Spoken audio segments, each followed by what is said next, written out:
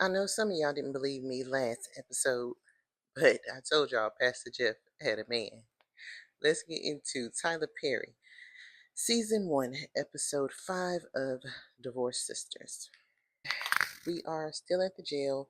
It's 6 o'clock in the morning. We're still waiting for Naomi to come out. Tiffany, Geneva, and Javon are patiently waiting while Javon goes to check to see what's going on. Tiffany is trying to get information about Javon out of a tight-lipped Geneva.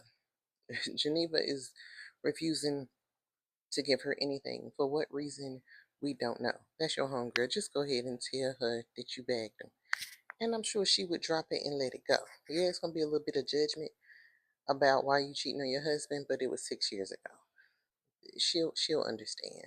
But you letting it fester, letting her like him, is going to be one heck of a problem. Scene 2. We are at Bridget's house. So that scene goes back and forth between them at the jail and Rashida at home, of course, because it's a telephone conversation. So she's like, this is on the internet. And they're like, what's on the internet? And she was like, what Naomi did. So apparently Naomi's gone viral overnight for the hot coffee incident. And it's gaining more and more views by the minute, apparently.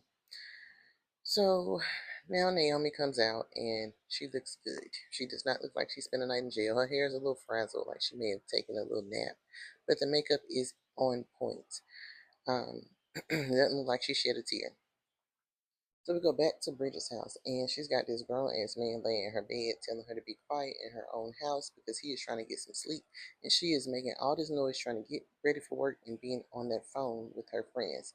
He even goes so far as to ask her, can she take that conversation downstairs, in her house? So, um, she tells him, "Listen, you need to get up, you need to get a job," and he is like, "You sound like my mom." And he was like, if I want to hear that, I'll go back to my mama's house. So she was like, maybe you should. Should I help you pack? Bridget, like, be for real. You shouldn't ask no questions. You should have just went ahead and helped him pack or packed for him. So while they're going back and forth, somebody knocks on her door or the doorbell rings or something. She goes downstairs. She opens the door. It's his former boss from this job that he just quit after one day at work. The man is like, listen, he took my key and I need it back. So she goes back up the steps to tell him that the man needs his key. He's pissed because she woke him up again. I mean, he in there snoring like he's had an hour since their last interaction. So he's like, look, I'm trying to get some sleep. I don't have nobody key. I don't know what she's talking about. Leave me alone, whatever. She goes back downstairs. She tells the man he doesn't have your key. The man was like, he does have my key. Let me talk to him. The man goes upstairs with her. I don't know why she took him upstairs to her bedroom with this grown ass man. I would be embarrassed at the sight. So the two men start going at it. They're arguing. Vaughn is like, yeah, this is my house. And the man is like, your house? Like, you a little boy. And he ends up pushing Vaughn back onto the bed. Vaughn jumps up and they start an all out brawl. And Bridget ends up getting knocked down in the process, and the fight gets worse. And Vaughn kind of beat that man ass a little bit. He gets mad at Bridget for taking the man's side or trying to take up for the man, trying to stop him from smashing this man's head with some kind of decorative item that he got off of her table in her room. She's got like this whole living room set up in her room. It's cute. It's nice. The church must be paying her well. So he storms out because she doesn't want him to smash this man's head in, whatever, there. And then the man leaves behind him. Then we get to Pastor Jeff's house, and his son is asking him for money to purchase a new computer because his old one broke. And I immediately thought, this little boy is on drugs. I don't know, something just made me feel like he's on drugs. Because I don't know. It's just a weird. And then Pastor Jeff is on the phone. I'm assuming it's with this boyfriend that I told y'all about. But he's like, hey, the man calls. He's like, hey, are you okay? How you feeling? It's just real intimate to me. I don't know. But I had my suspicions before the episode even came on. So he tells the man on the phone, I'm about to shower. I'll call you when I get in the car. Remember that part. All right, so we are at Naomi's house, and Javon, Geneva, and Tiffany are all getting out of the car, and they're headed inside. It's been a long night. Javon says he's going to call a car, so Tiffany stands outside to talk to him, and Geneva just standing at the door, just watching the whole interaction over there looking creepy. Well, she should be inside tending to her friend. So they're talking about meeting up, they're exchanging phone numbers, they're, having a little flirtatious conversation. And Geneva's like, yeah, Tiffany, I could really use some help in here. And I'm like, you're not even in there. How you know you need help? You haven't even gone in the house yet because you in their business. So they exchange the numbers and Tiffany and Geneva go inside the house. And the house is still a wreck. Naomi did nothing to clean up after the police tore up her house. The little chairs I was talking about still flipped over, and she's hurt. So Bridget comes in, and of course Naomi's already got a glass of liquor in her hand. She's got the decanter and the glass of liquor in her hand. Bridget comes in, and she's like, "Are you okay?" And Naomi's like, "That is a stupid question." She goes on about how she's gonna sue Franklin again. And everybody's like, yeah, chill. And Bridget tried to put her 2 cents in, and she tore Bridget to pieces. She said, listen, you ain't never been married. You sitting over there taking care of that little boy, and you can't even take care of yourself. So I don't know what that means or where Bridget's getting the money from because she has a pretty nice house. She ends up apologizing to Bridget. And it's just a long, drawn out scene that, for me, didn't really move the plot too far. They still leave her there alone, which I don't feel like she needs to be. So the girls are leaving Naomi's house, and it's kind of awkward because Geneva doesn't want to give Tiffany a ride to the church, even though she has to ride right by the church. So, yeah, I don't know what that was about. I think she's still pissed at Tiffany for talking to Javon, even though Tiffany doesn't know anything about her affair with Javon. Next scene, we are at William and Geneva's house, and William is being the stay at home dad that he is, getting his daughter up. He's not a stay at home dad. I was being shady, but getting his daughter up for school. And while the maid is getting her ready, he puts in a call to Javon to figure out, how the night went and, how he feels about Tiffany. He says he likes her, they're going out, and he'll keep him updated. And Javon ends up saying, you're a good dude. And I feel like in that moment, he felt a little guilty for lusting after that man's wife. So Bridget and Tiffany are in the car, and Tiffany is blissfully ignorant to all the situation. She's just so happy about meeting Javon. When you've been single for so long, you meet somebody, you think they're the one. I feel like that's what she thinks about Javon. And he's not the one. So Bridget starts to tell her about Vaughn and Calvin getting into the fight at her home. And Tiffany's like, Calvin's a boxer. He could have really hurt him if he wanted to. He probably just did it out of respect for you. So I'm like, okay, now I'm Team Calvin because I'm thinking Calvin is a much better catch for Bridget.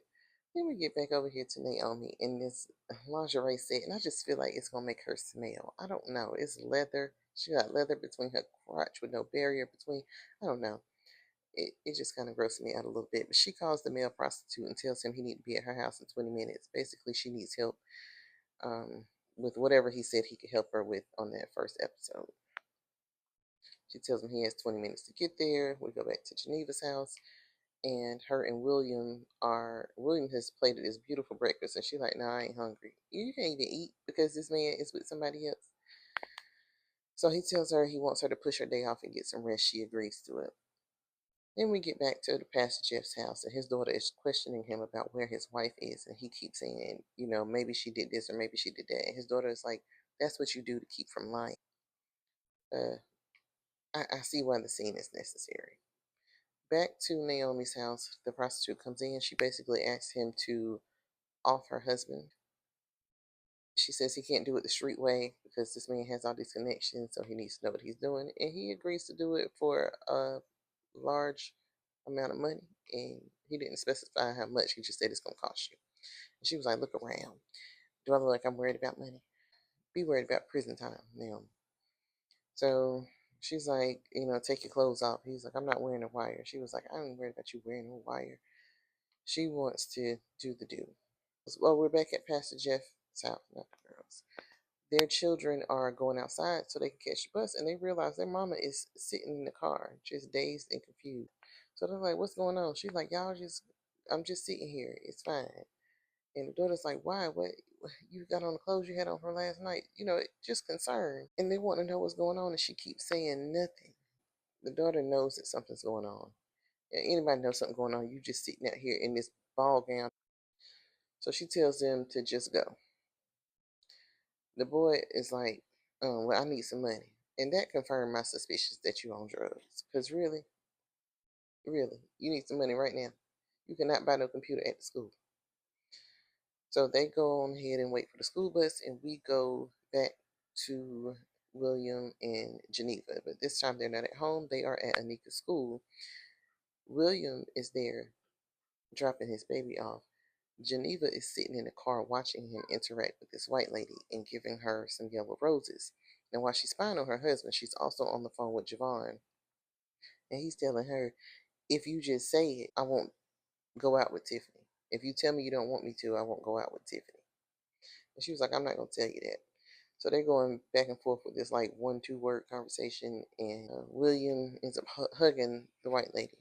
And it looks innocent enough to me. It doesn't look like anything romantic. Everybody at that school knows he has a wife. So she's like, I gotta go. And she ends the call. She watches her husband for a little while longer, and then, he walks off to his car. It didn't look like anything for me. All right, back at Pastor Jeff and Rashida's home, this empty school bus is leaving. Not even her kids are on it. And she is still sitting in this car when Pastor Jeff walks out on his way to the church.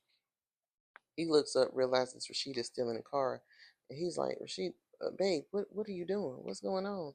She in the car being all melodramatic. You didn't open the door for me. And he's like, okay, look, it's an electrical car. The car open. All you gotta do is press a button. He's just not understanding. Like, what in the world is happening? He was like, all you got. When he said all you gotta do is press this button. See, look, I was done because he missing the whole point. Like, I get the point, but I just feel like spending the night in the car is insane. With the windows down, it's mosquitoes. Girl, I think this is in Georgia. Like, yeah, the mosquitoes are out there. So he's like, okay, you know what? Fine. You want me to open your door? I'll open your door. He gets up, walks around, open the door, and he's like, okay, I opened your door. It's just a door. And she's like, it's not just a door. This is a representation of what's wrong with our marriage, how you treat me. She's going on and on and on. Girl, the marriage is over. Like, at this point, you're just a beard.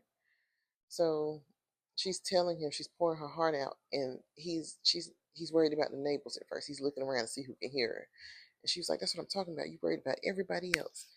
And then his phone starts vibrating, and he goes to check it. And she's like, this is what I'm talking about. So she grabs the phone. She grabs the phone and she answered it, honey. And that man, and I'm assuming it's Myron, said, hey, babe, are you in the car? Can you talk? Rashida looks hurt. She looks destroyed. And he doesn't say anything. Pastor Jeff doesn't say anything. He's just shaking his head. No, you can't deny it no more. We all heard that. So I am interested in seeing how he's going to try to come out of that next episode. I can't see him coming back from that. And I want to know what Rashida's going to do about it, if she's going to continue to live this lie with him. So I will see y'all next week with episode 6. Bye.